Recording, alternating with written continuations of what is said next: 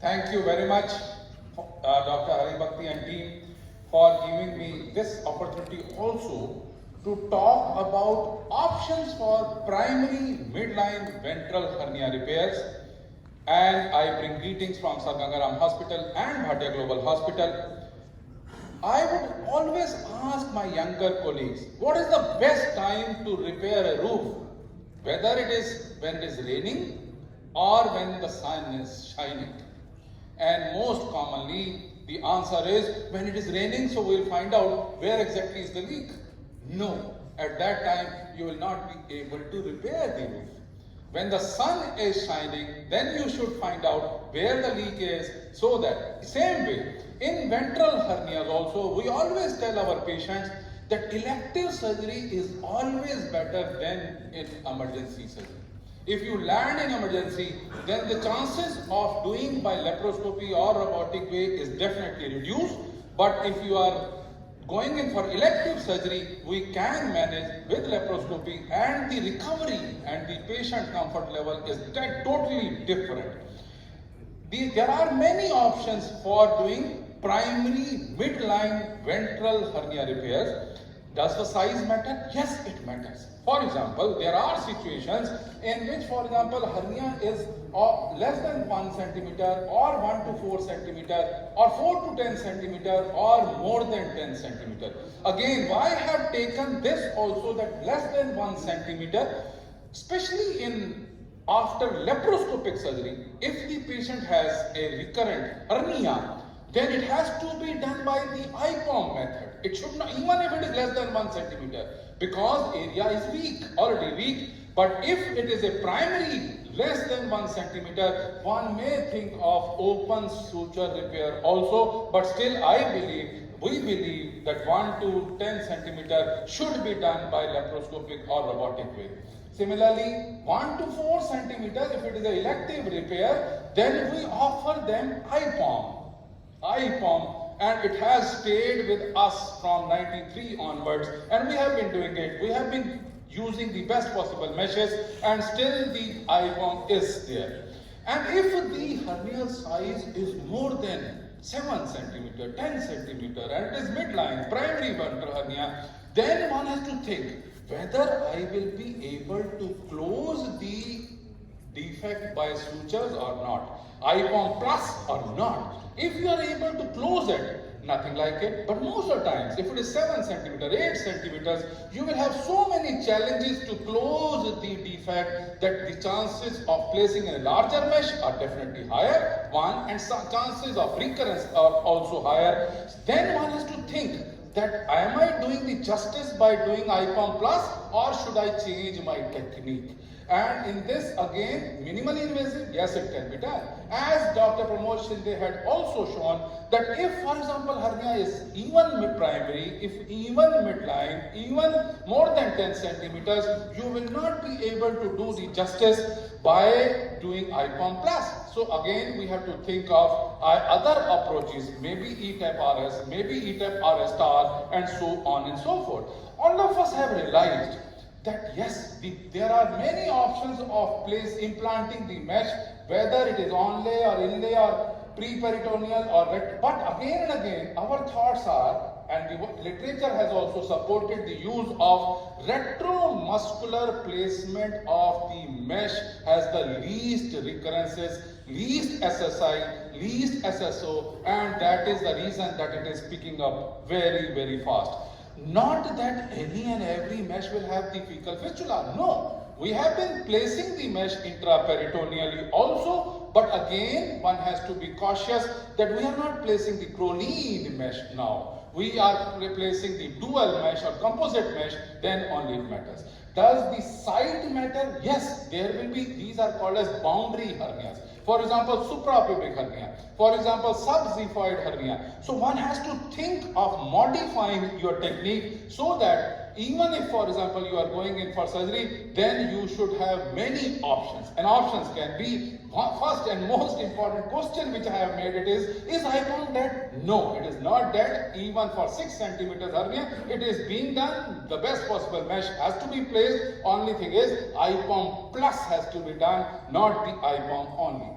Then robotically or laparoscopically, one can do the ventral TAPP. That means similar like as was shown in TEP or TAPP, peritoneum is single cell thick layer, make a plane onto the anterior abdominal wall and go maybe up to the pubic ramus, place a large size mesh, and then also primary hernias can be tackled.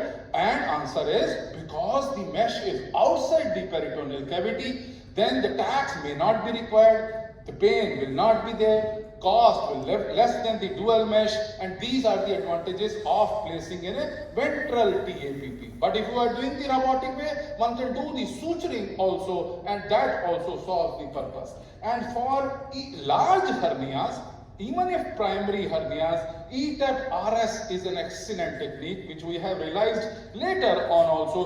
Whether right from xiphisternum to the pubic ramus, the chances of recurrence rates are definitely decreased, but placement of the synthetic mesh, not the composite mesh, of the larger size, maybe 20 by 18, 20 by 20 size, or maybe 25 by 20 size mesh is definitely between the one linea similaris to other linea similaris from xiphoid to the pubic ramus, and that prevents the overall. But again, there is a writing. If it is only a hernia and there is no divarication, then you are not justifying the procedure. If there is a hernia, you could have done it with the IPOM plus also. But if there is a divarication and the distance is maybe 1 centimeter, 4 centimeter, 5 centimeter, then definitely make sure that you are doing the closure of the divarication also, and then placing in a mesh in a Reeves-Topa manner, then the chances of recurrence are definitely reduced.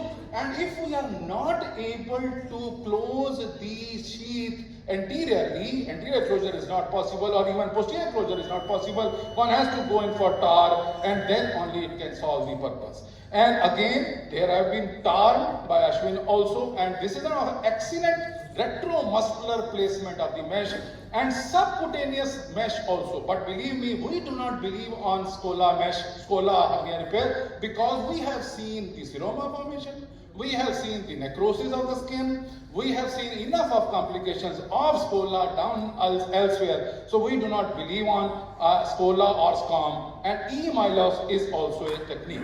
Again, world over, all of us know that open surgery for primary ventral hernias is definitely coming down, laparoscopic surgery has plateaued, and robotic surgery is picking up. So one should always believe on that. And this was the latest publication in January 2024 about that these complications have been overhyped also. For small and midline hernias, one can definitely use it. And this is a video clipping on 2x speed. One can see that I am going in. Why do I want to show the small video clipping of ventral hernia IPOM plus is that again, when we go in, most of the times if we do not dissect the falciform ligament and we think that enough of sac is there, it will not cause the seroma, so why should I dissect? I will just place in a mesh, put the tags along, put the sutures also, and my job is done. No.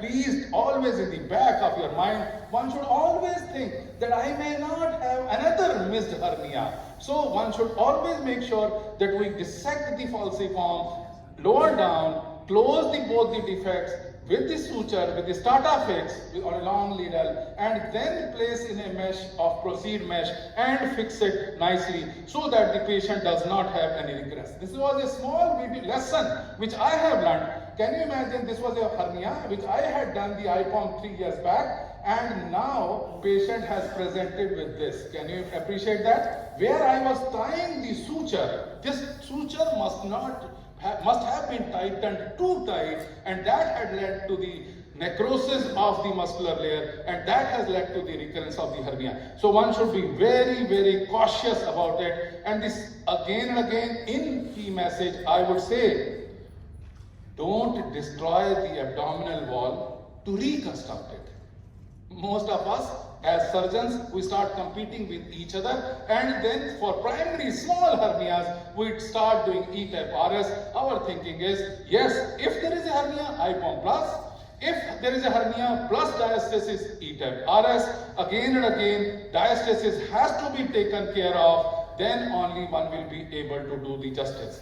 And I would again say, especially for TARMs, many surgeons have been doing TARM also, but if you are not able to close the peritoneum which you have taken down, then also the chances of hernia recurrence are higher. So we should be very cautious that when we are opening the retromuscular space, then we close the peritoneum complex and the PRS complex, and then only we are placing in a mesh. Otherwise, we may have recurrences and we may have the chances of complications also. So last conclusion message is, please be a cerebral laborer rather than a manual laborer. Most of us become the manual laborers and we carry on doing the same way again and again. So we have to carry on thinking, and the time to repair his roof is when the sun is shining and not when it is raining. Thank you very much for your kind attention.